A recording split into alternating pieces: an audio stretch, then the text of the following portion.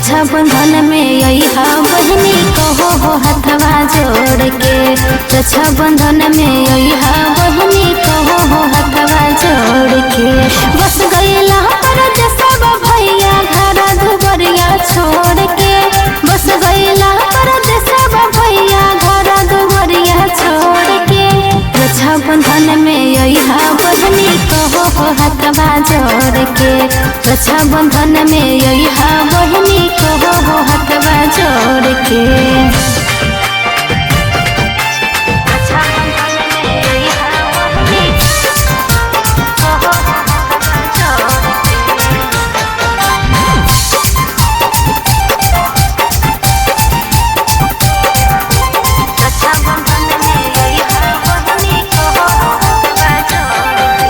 नहीं चाहिए रुपया पैसा नहीं गिरमल हार जी।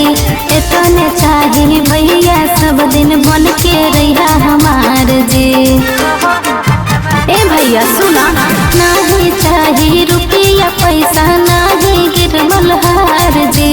इतने चाहिए भैया सब दिन बन के रहा हमार जी।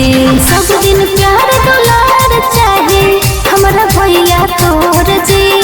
सब दिन प्यार दुलार चाहिए हमारा भैया तोर जी।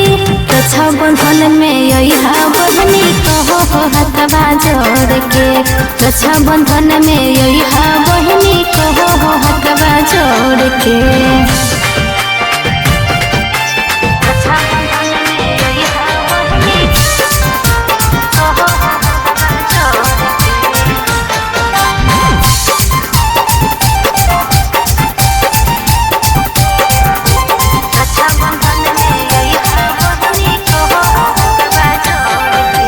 चढ़त सावन दिल में ललसा लगल है ये के बात के। रक्षाबंधन में रखिए कहूँ बन्हई को अपन हाथ में।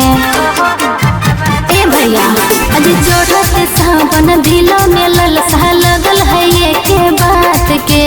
रक्षाबंधन में रखिए कहूँ बन्हई को अपन हाथ में। सिंपू शिवानी से मुँह नहीं रह भैया मोड़ के।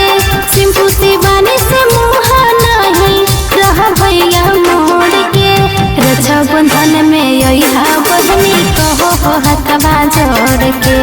रक्षाबंधन में अइहा बहिनी कहो हो हथवा जोड़ के।